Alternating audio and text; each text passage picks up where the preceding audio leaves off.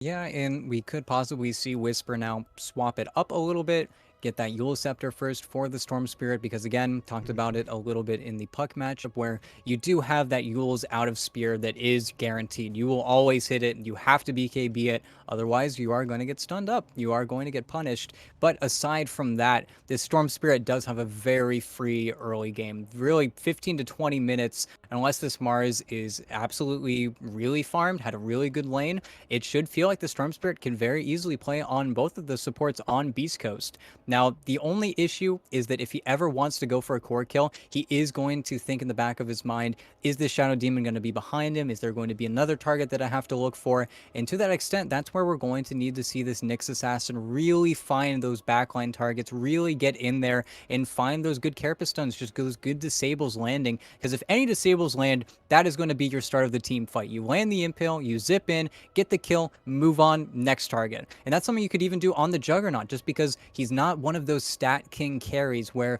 you get 5 items and suddenly has 4,000 HP. Of course, he is a natural Ags builder, so he's going to be a little bit tankier than some of your other heroes, but early game, you really need to build a lot greedier so you don't get those very early stat items. You don't have a natural catalyst inside of you. So I think they can 100% punish this Juggernaut, at least in the early stages of the game.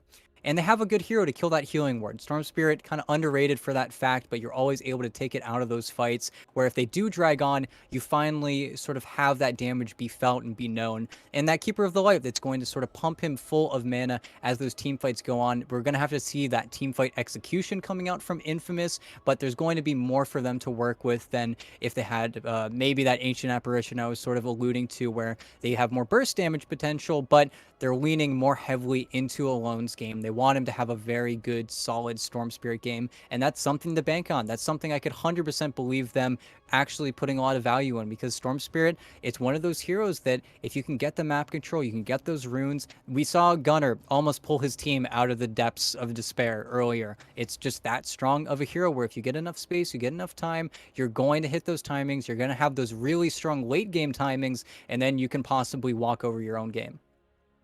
Yeah, meanwhile, Beast Coast, interesting final bans there, PL and the Axe. So they were considering that maybe the Axe switch up. We have seen it sort of move around position-wise every once in a while, but Infamous will instead go in for the Luna. So this is going to be kind of dangerous. You've got your Storm Spirit in terms of the sort of zip in, dish out your magic damage. The Luna's going to be there to back it up, and most of the time, your Juggernaut's not going to match up in terms of just straight up how much damage can you do versus how much damage can the Luna do. So Beast Coast may be in a bit of an awkward spot here. Of course, it is K1 on that Juggernaut, so that always ever so slightly sort of tips those scales a little bit more. K1 always seems to find more than he rightfully should with those position 1 heroes, so we'll see if that's the case here, but I don't know. Beast Coast needs something pretty big here to close out their lineup. At this point, it's seeming just not even close to the Mars switching positions. They should just put Whisper on that hero in the off lane, so very much looking for that mid hero. They ran the Ember Spirit in game 1. It's banned out here, so they can't go back to that, but who exactly do you pick up? Who's the high impact guy who has the damage, has the lockdown, but also has the durability to not worry about the Storm just straight up jumping him? Well, and when you look at Infamous's bans, they are saying it's probably going to be a Chrysalek Mars. That's what they're assuming, and I can sort of get behind it. Again, Whisper and Chrysalek, both good enough players to probably play it no matter what the case, no matter what the usage. And I think right now that is probably what they're considering, whether or not they want to sort of swap around their matchup. A hero that I like that we saw earlier could be the Pangolier. I think that would be actually really sick this game because it plays up versus so many heroes on the Infamous side in sort of advantageous way. But we're going to see, Whoa. okay, Phoenix. Hmm. It's going to be an offlane Shadow Demon? No, Whisper's playing the Phoenix. Huh. Okay. All right. I mean, that's a very annoying hero that now Lumiere is going to have to deal with. That is a really rough Luna lane, especially pairing it with what I'm assuming is going to be, yeah, the Shadow Demon. That is not a fun Luna lane at all. So they're doubling down kind of here on the, not only do you have this Mars Phoenix now, but you are really going to ruin Lumiere's time. You're going to trace him down. You're going to track him in the jungle. Not just that, but those spirits, it feels like it's going to be a very rough lane for this Luna. At least it's going to be a bad start, but I don't know. There are a lot of sort of strange picks here, but Beast Coast have somehow fixed their team fight issue, I want to say a little bit, but Chris Luck cannot have an off game. This mid Mars is very similar to the Tiny, where if you do sort of fall behind, while Rebuke is a little bit better to farm with than some of Tiny's spells, I think you can't miss your timings. If you do fall behind, you're just going to feel terrible. You're going to feel like you can't make plays. Whereas on the Infamous side, we have another lineup from another team that feels like the later they go, the stronger their lineup's going to be. Pairing it up with the Nyx Assassin in the Darkseer, I think Beast Coast are going to want to find that timing and then kind of end this one early. I don't think they want to go late versus these heroes on the Infamous side. I don't think they can even afford to at that point either, yeah, because scaling-wise, it just isn't there.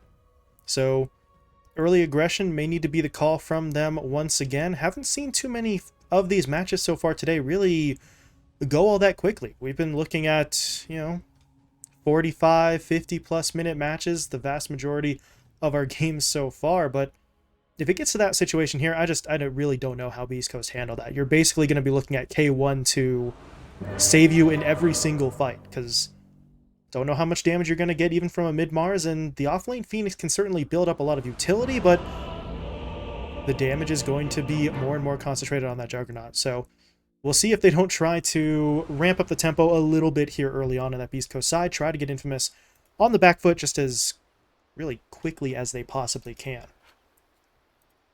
Yeah, and now I can only imagine that they're going to get a little bit aggressive on the Beast Coast side, but they are splitting off pretty hard. And really, I don't know how much I value this CM jug lane. Of course, you are going to be able to nuke down that Darkseer's creep just that little bit faster. And if anyone does get caught, they are going to eat quite a lot of magic damage, but you can't help but feel like these are the days of old. This is Jug CM. This is a lane combo that really you only saw in pubs for almost a very good reason. Thanks, And at the guys. same time, Thanks a lot. Whisper is playing to his strengths. He's sort of the ranged off-laner guy. He does play a lot of those heroes. That's why we saw the Venom band out in pretty much every single series we see him play. But Phoenix, it's going to feel not as good, I think, because now Beast Coast are the ones that don't have very good lockdown. All of the pressure is falling a little bit on Chris Luck's shoulders here. So I hope he's going to be able to put up a little bit more, because Infamous's lineup, at least from the outskirt, looks like it's going to be a lot easier to execute, even though they do have some pretty flashy vacuum, stun, impale, knockback plays. They've got a lot of team fight going for them on the Infamous side. Yeah. I just want to point out something, though, for Stinger. Okay, never mind. We'll get to that in a moment. Is Infamous. Nice play in from Michael. Impale onto 2, but there it is. Rooted up there by the Frostbite. K1 in with that Blade Fury. It's one of the oldest tricks in the book, but if it still works, why the hell not? They managed to get that first kill on the board, and that sort of leads a little bit into what I was going to mention for Stinger, as he is trying to TP himself away. Oh. Didn't get out. Michael with the Ion Shell. Oh, no. Wow. So this is going to be a long walk. Yep. Oh, no. K1 is going to be very heavily pressured here. He got the good aggro onto the Darkseer creep, but this is a really bad situation now because the wave is going to push directly into Sacred. These are at least 2 waves for absolutely free. That was a really strange TP from Stinger. I don't think he even saw the shell. It is a little bit slight with just the default Nyx model, but that is a really unfortunate turn of events. And now, I wanted to point it out just as kind of a funny thing. Stinger came to that initial fight with 5 mangoes. Now it's less funny. Now it makes him feel maybe a little foolish. He is still going to have it, but you come to lane with that much sort of emergency and instant mana, and you end up dying mid-TP to an Ion Shell at the 1-minute mark. So that's a little bit rough for him, kind of awkward. K1 now has to pop that healing ward a little bit early as well, but we'll see if they can get this back under control. But we see so often earlier today a similar game where that early fight has such further reaching impact than just the actual first blood play. They do get the kill for Beast Coast, but it comes at the expense of setting up that death for Stinger, and by extension, really kind of messing with K1's lane here for the first few minutes. And of course, K1 is able to get all the last hits because he is K1, but it still is going to feel a little bit stressful, I think. And now the wave is finally sort of pushing back and forth, but really up until the point where we get that vacuum up on Darkseer, that's when we're going to see the heavy aggression coming out from the Infamous side. But Stinger needs to be so careful with his positioning. He cannot afford another death, another reset. And They're going on to the Juggernaut. A1, K1 hit up by the yeah. Impale. Sacred, though, you said it. They need that vacuum. They jumped the gun a little bit. If they have the vacuum there, then that looks much more sort of possible for them. But at least they're burning through a little bit more regen. The Jug's pretty much out. The healing ward is going to come into play. But if that's all he can rely on to heal himself up, then Infamous are going to be okay with that as they continue to apply that pressure. But I don't know. It really feels like if they'd waited a little bit longer, they could have actually gone for the kill. But Michael, he just keeps on hitting with these stuns, but now he may end up paying for it. Stinger able to slow him down with the Nova. K1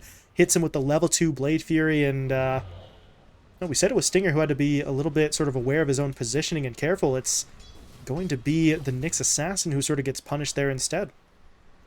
And I think that's one of the big reasons why they did end up going for this Jug, is the Nyx Assassin does feel relatively helpless, especially now having boots picked up on the Juggernaut. Those plays are going to come just that little bit easier. And I don't think Infamous were really paying attention to the level tick up, because level 2 on CM is not something to trifle with. You have so much more damage, and of course pairing it with the Juggernaut, at that point you need to consider it. And even Sacred messes up his Nyx Assassin's pull. They only went for the half pull, but this is more creeps. This is more time that K1 is just going to be able to farm underneath his tower and sort of stabilize in a very solid way.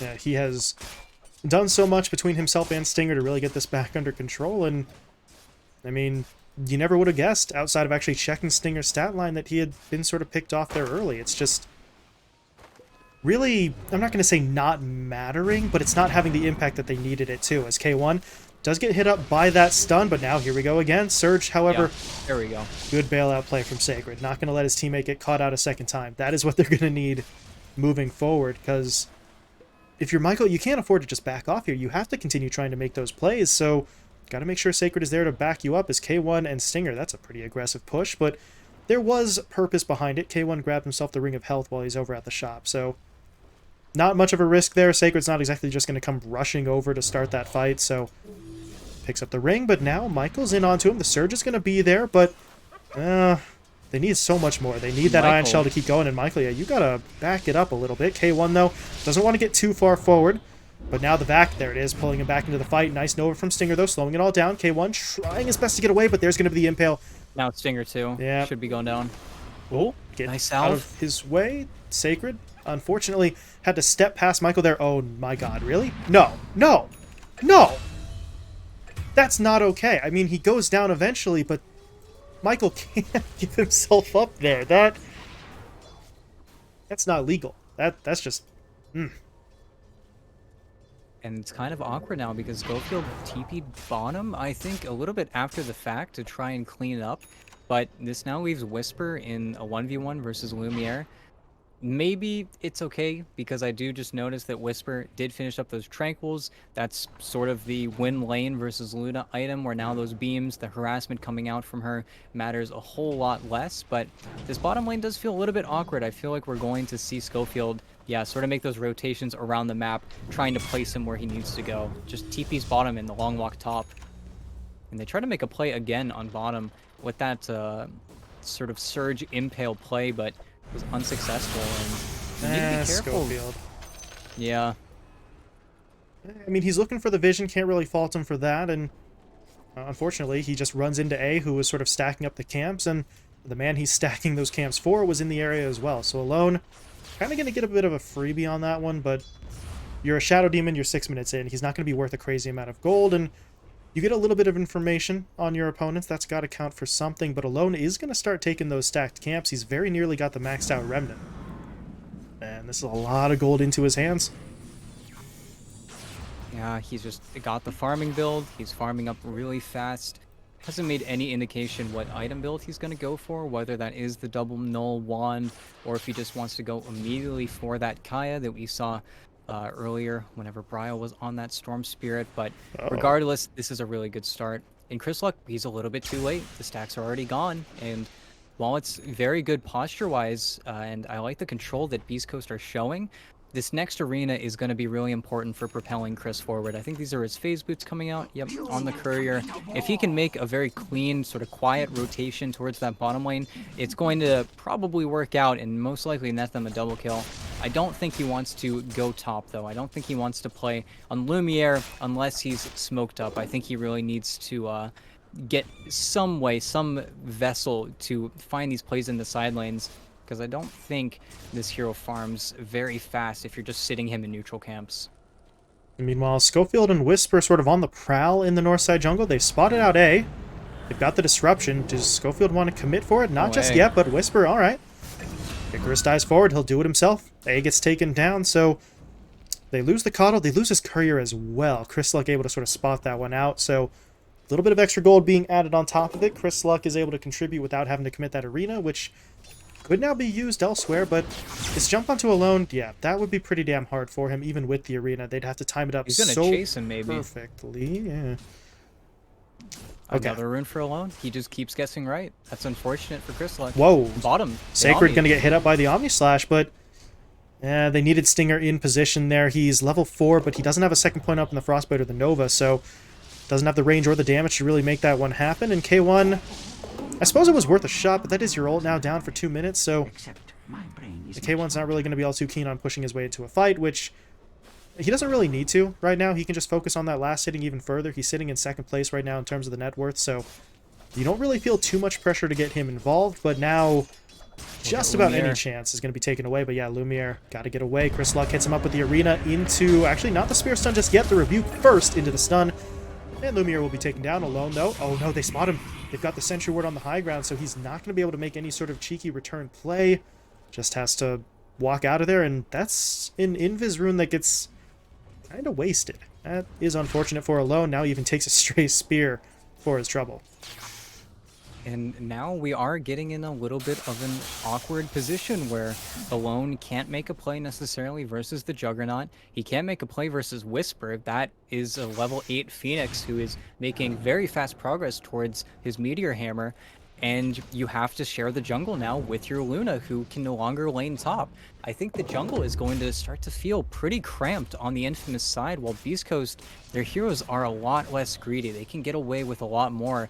And taking a look at Chris Luck's gold in reserve, he is getting a very fast Blink Dagger, what I can only assume is a Blink Dagger on the Mars, because then it just makes it so easy for him to TP to these side lanes to get that really big arena onto the Nyx Assassin and the Darkseer. And again, that's your almost free double kill. Whereas Alone, he's still greeting out. I believe he's finally got something on the courier. It will just be the full Kaya sent out to him, but he has made no sort of attempt or initiation on either Schofield or Stinger, and I think those are plays that you sort of have to start to make where you are going to fall behind. You need to give the space over to your Luna. You can't just afford to sit back and farm, even though he's gone for the farming build. He's got 4 levels in the Static Remnant. His Overload isn't maxed out yet. I'm a little bit concerned for Infamous. Yeah, it just feels like they're kind of getting sucked into this trap a little bit. They're thinking, you know, it's 10 minutes in. Sure, we're behind, but we don't really need to be all that aggressive right now. We have some time to farm up, etc. But as you're sort of describing, if they fall into that trap, they're not farming as efficiently as they might think that they are, and they're definitely not farming as efficiently as the Beast Coast side. You take a look at Alone, that Kaya is, as you said, coming out to him, but the net worth is not great for him, even if you sort of factor that Kaya into his totals. So who is going to be the playmaker for them? You can't have all 3 of them sort of sitting back, as you said, and passively farming. Someone has to take charge, and doesn't look like there's a clear candidate for that at the moment. Meanwhile, on the Beast Coast side, Chris Luck is getting that Blink Dagger up. You're going to have the Phoenix, who could just jump in with the Supernova if he finds the right opening. So timing-wise, it feels like everything's going Beast Coast's way, and Infamous, when they realize that that's the case, it may already be too late to mount an immediate response. And I'll even eat my own words here because Chris Luck is swapping it up and is going to get that Yule Scepter for the very obvious reasons. The only issue being is in draft, I was still thinking that this was going to be a Whisper Mars. I thought it was going to be an offlane. So you get your Yule Scepter now, maybe 11, 12 minutes into the game. I don't think the Storm Spirit is really going to be prepared for that. And if Alone does show up to those fights, worst case scenario, Alone shows up to a fight, doesn't get the kill because he gets interrupted in his combo with the Yule, and then dies because of it. Thanks, I guys. really Thanks don't a lot. think that they can afford any losses like that because, again, Infamous don't have that sort of recovery method for, I want to say, their supports or their mid laner. They really need to get those kills. They need to find those plays because that is the damage. I think Darkseer and Luna are the heroes that are sort of fine with having an okay time. They'll get their farm eventually no matter what. But the momentum from both those heroes is really going to, I think, affect the game plan going forward. If this Nyx Assassin doesn't get his level 6 pretty soon here, he's going to have to rely on that Tome, which is going to set his Coddle behind, which is then going to make it harder because Alone needs damage. He needs someone to play with to top off these kills. And you look at Beast Coast, I feel like they're going to sort of lull themselves into another safe situation where they finish their items and then they choose to fight. Or they get their abilities all back off cooldown and then they choose to fight. We already see Whisper is just farming like a demon in the top lane, putting so much pressure on this tier 1 by himself with a Meteor Hammer. He's going to be the highest level hero in the game pretty soon, I feel like. And A doing his best on the Coddle, coming over, clearing out the creep wave, so got to give him... Tank through the burst or look for a different play. And Alone's going on Chris Luck. This could work. Giving it a go, and Yeah. that's a nice bit of damage. Chris Luck is going to be taken down here. No spells available, so Infamous find the pickoff. Alone not willing to give up on that play, so the persistence pays off. Killing spree now for Alone, up to 3-0, so he's looking a bit more comfortable, and Very good smoke maybe they there. can catch Schofield. Yes, they can. They're in onto him. The Impale starts it off. Alone zips in, and Alone gets the kill. Double for the Storm, and well, this is what Infamous needed. Someone has to step up. Someone has to be that aggressive sort of playmaker, and if Alone has to be the guy, he's on a good hero to sort of accomplish that goal with the Storm. Precisely, and with the Kai Assange coming out, that will be one way that he's going to survive a little bit longer in these engagements. Even see Alone just saying, I'm going to kill this courier, I see you, I'm going to cut your creep wave. This is really his game right now.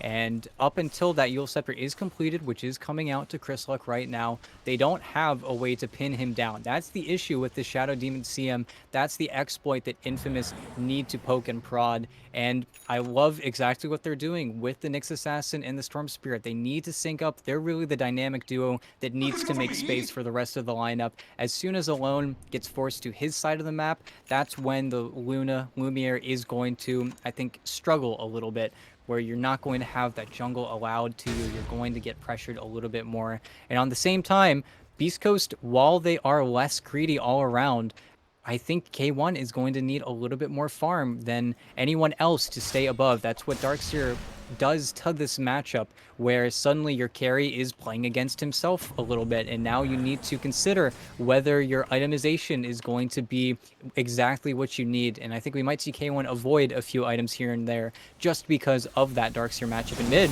Chris One Luck, on Chris. they're going to hit him Nice. up. Can they bring him down? Again. Yes, they can. Stinger is still pushing, though. Whisper's in as well, but I don't know if they can really do this. Now there's going to be the wall dropped. That's a bit of an aggressive play from Malone zipping forward, but it does bait out the Supernova, which is now going to hit onto absolutely nothing. So Whisper feeling the need to go after that one. He is going to back himself away now and actually gets a Meteor Hammer hit onto the tower, but that damage isn't going to stick. They hit it up with the glyph, so very nicely done by Infamous. They find a quick kill there onto the Mars. They keep the rest of the enemy heroes kind of so far back that they can't immediately respond, and you find yourself a kill, and now they might be looking for a little bit more. They've sort of eyed up K1 down in the bottom lane. But here comes the reinforcements. TP in from Chris Luck. They want the fight. The Yule Scepter will be there into the arena, into the spear. They've locked him down, but Michael, can he save the day? Not just yet, but the Omni Slash actually bounces away. It goes onto Michael as Alone zips out, so they don't finish the storm, and they're not even going to get the Nyx either. Good surge from Sacred. Now they're back in, zipping forward, but defensive disruption will be popped. So K1 not going to get taken down just yet, and now both sides really bringing everything they've got to the fight, as they will take down both Sacred and A. They need more.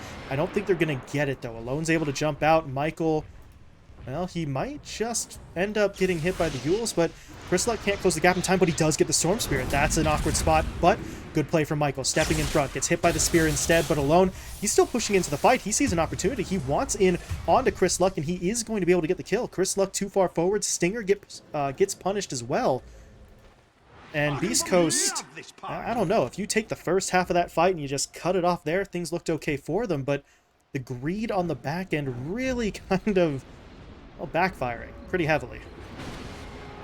I really think they sort of forgot that Lumiere was even in Stinger just walking in between tier 2 towers, assuming that the kills they got could have led to that overextension actually paying off, but you had no arena, you had that very cool Yule setup. Maybe if they hit him with the stun, that would have looked a little bit different, but this is a crazy play bottom. Are we really going again here? Yeah, there's the TPs in, but Infamous are going to fall back and regroup, but they're only regrouping so they can actually look to push back in. The Mars going to get hit up. Chris Luck throws out the spear onto no one.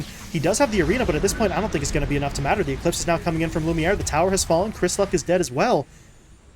And I don't know, if you're Beast Coast, yeah, Whisper's going to get taken down here as well. I think you should have just cut your losses after overextending the first time. Instead, they commit for what they thought would be a potential defense, but that was a 3v5 at the very outset of the fight, and the numbers didn't get any better as Stinger. Yeah, he's got to get out of there. The Storm, well, actually, I think he might have had enough mana to make that happen, but it would have still been maybe a little bit dicey for him, but that would have been if Stinger had backup, and Stinger certainly did not. Now that they realize that, they're in for it. They're going to go with that Electric Vortex. That's just too easy. A sets him up with a little bit of damage from from the Illuminate. Michael's even in there with the Impale, and they will find the kill. Now they're looking for another objective. Tier 1 tower being taken mid, and Beast Coast, they just have not been ready for these last couple of fights. That's 2 team fights, plus I guess we'll call it a pick-off in the middle lane onto the CM that they just don't see coming.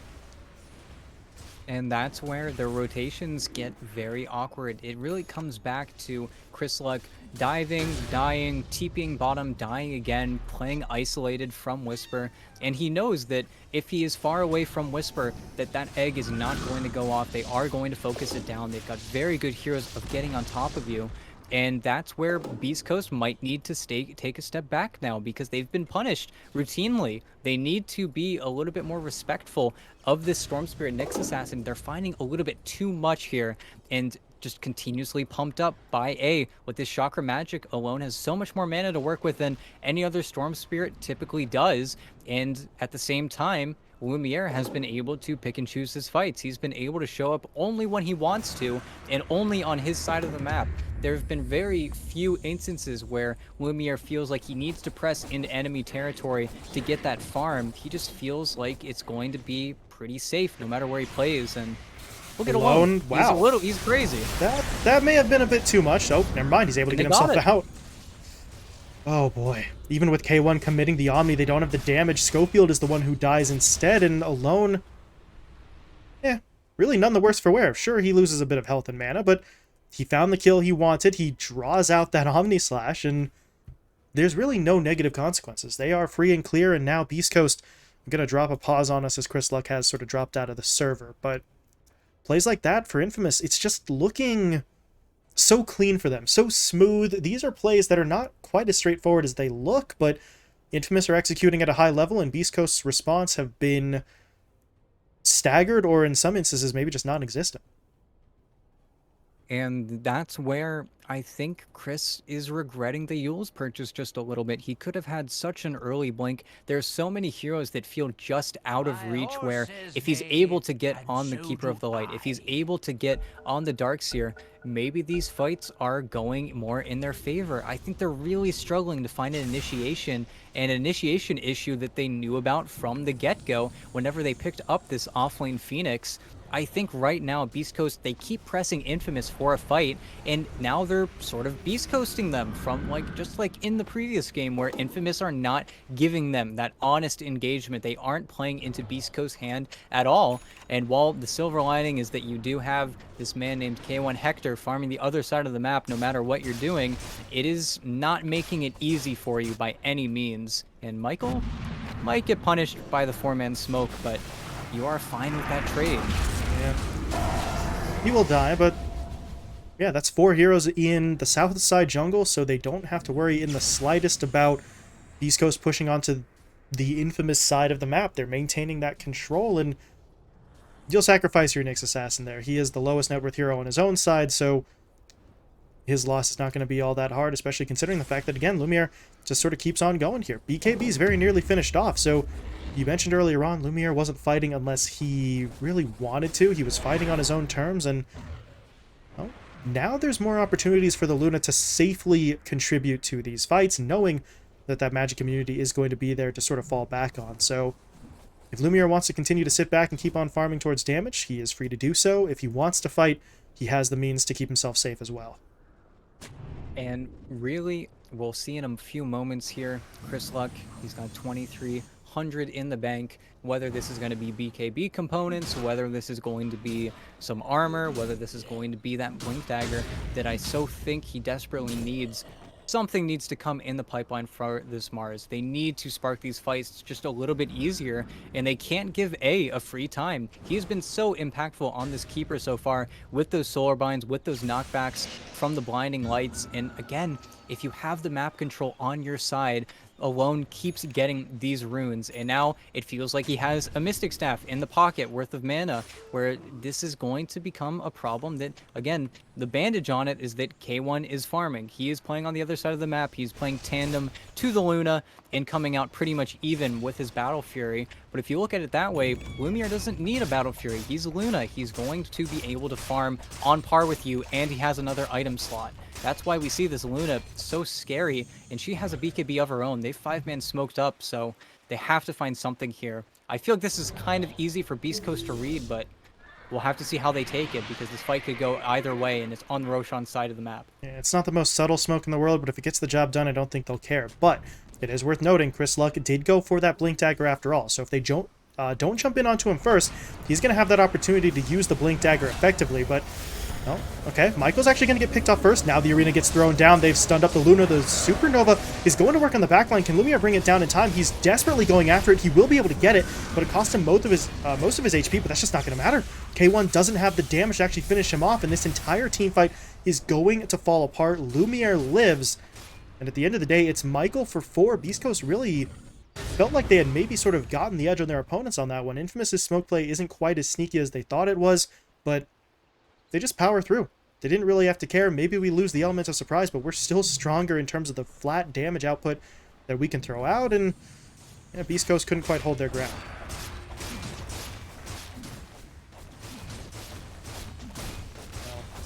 Well, unfortunate for Infamous, they end up, or excuse me, unfortunate for Beast Coast, they lose 4, and Infamous now pushing their way onto the Tier 1 tower top.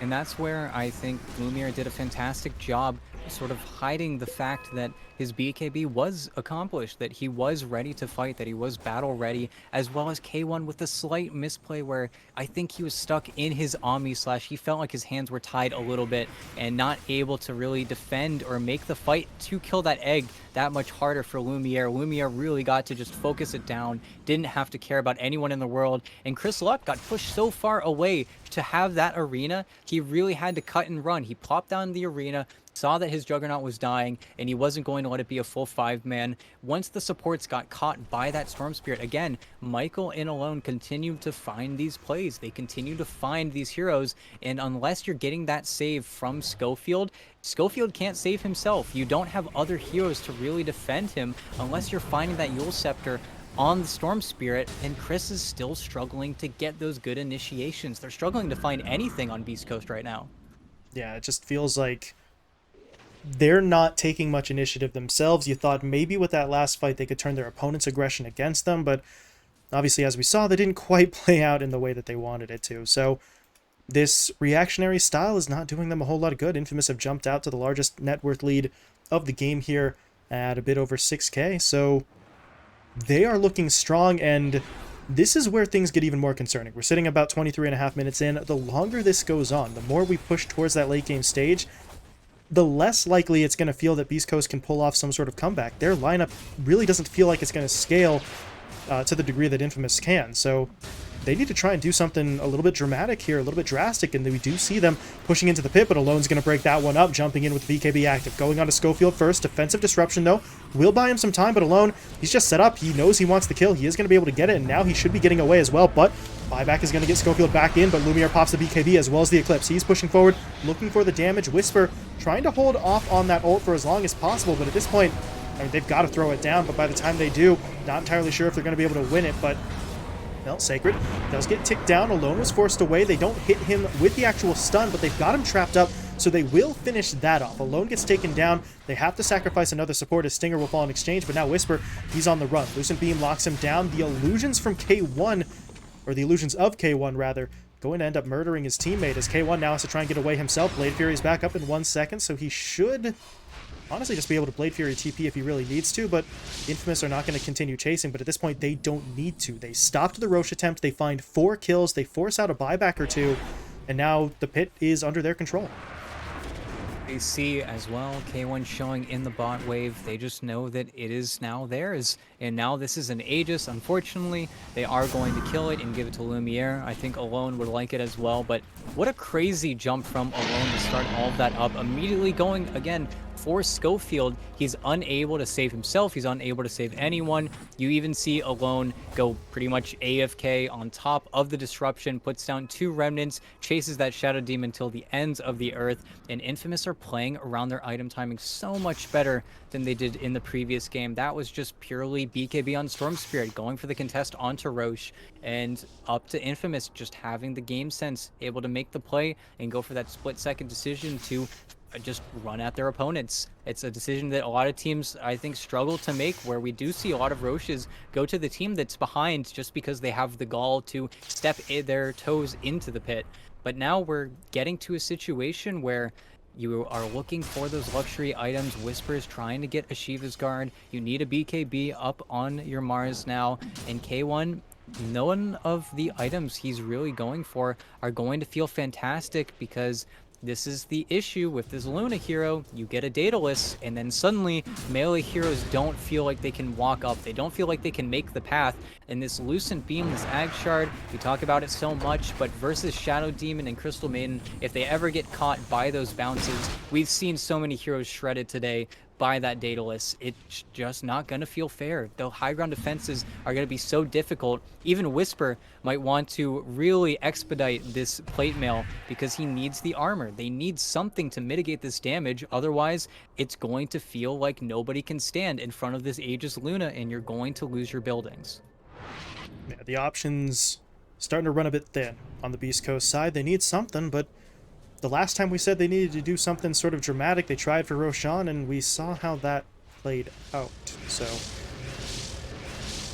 dramatic, but not necessarily overly risky, which I'm not entirely sure how you balance those two out. Kind of feel like they go hand in hand, but they're doing their best. K1 picks up the S and Y, but I don't really know if that's going to be enough. The Daedalus is now complete on Lumiere, so Sanjin Yasha is not going to save you from just the pure damage output that this Luna can sort of put together. They at least have a BKB up, though, on Chris Luck, so Yule's BKB and a Blink Dagger, he should get the arena off unless something goes horribly, horribly wrong, but the question at this point is, even if he lands it, will that be enough? Will that be the control that they truly need to win any fight that's going to be coming their way? And that's where we see Beast Coast really play around the blows, and unfortunately we are seeing them play a lot closer together. We're not seeing Whisper and Chris Luck make those splits off to the side lanes. They're a lot more dependent on each other, something that I praised them for in the previous game, being independent. And again, Michael and Alone continue to make these very, very clean plays that just continue to work out.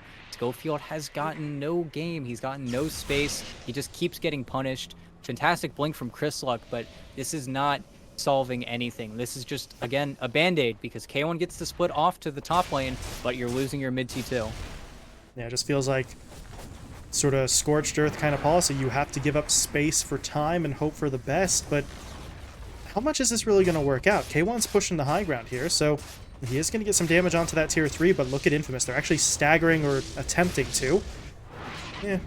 Michael goes in first. Sacred sort of kept in the tree line, so they were hoping maybe K1 gets a little too comfortable, but K1 kind of sees that coming, pops the spin into the TP, and he does get away. So that honestly was not too bad. You bring the tier 3 down to about half HP. The problem is, if you're Beast Coast, this damage is nice, but only as a distraction. In terms of any ability to actually push that top lane, it just really doesn't exist.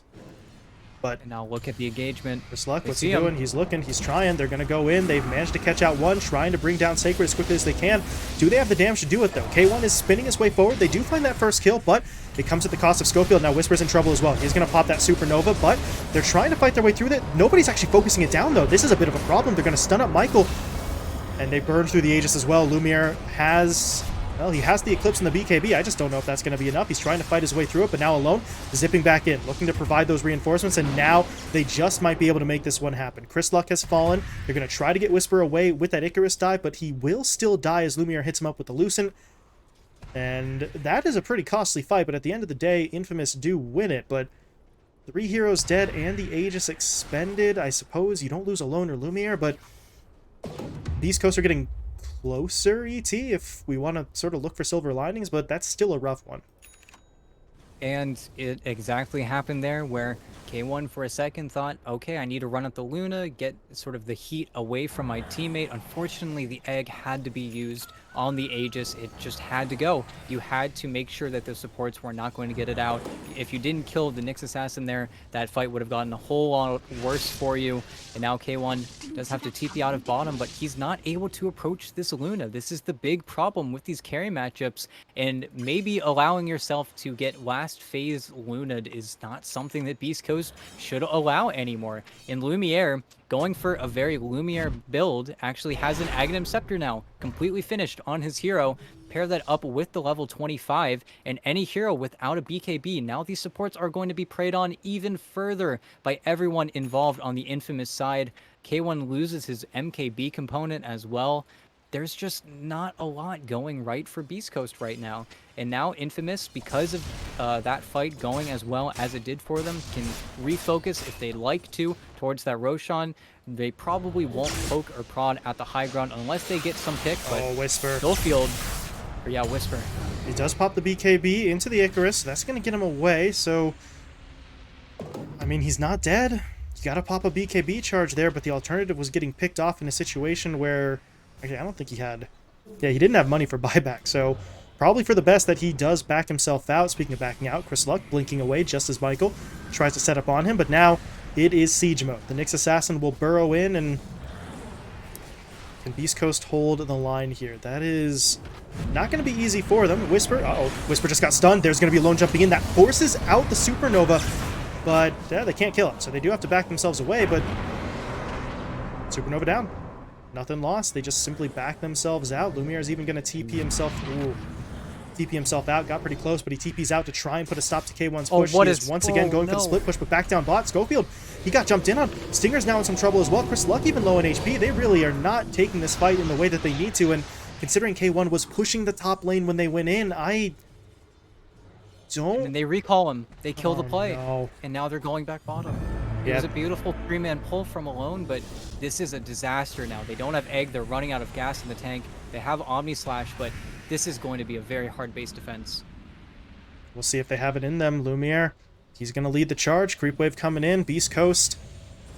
What do they have here? What is the miracle play? That's not it. He gets hit up by that Impale. Alone tries to zip in. K1, though, fighting his way through it. He actually popped the healing ward. Now with the stun from Chris Luck, they actually pop Sacred. That should not have happened, but here we are. And now if you're Beast Coast, you got to keep it in check. Remain disciplined. Look for kills, but don't overextend. As Michael is in some trouble here. They will spot him out, but he gets the stun down, and here comes round 2. Alone's in for the fight. The Eclipse is thrown out onto him into that AoE vacuum, or Vortex, rather. And, yeah. Remember when I said maybe don't go too far, stay disciplined? There's nothing disciplined about that. 4 kills for Lumiere. He wants the Rampage. I don't think they're going to get it, though. Singer's able to get away, but now with Chris Luck jumping in, they're going for the fight. Alone gets taken down. He wanted the kill. Instead, he's going to get punished, so... well, Beast Coast pulling that one back a little bit. Now you see Infamous just sort of scrambling to get away. So both sides overextending that little bit there, but to be honest, the overextension from Beast Coast hurts them so much more. They had to use more buybacks just to hold off because of that mistake.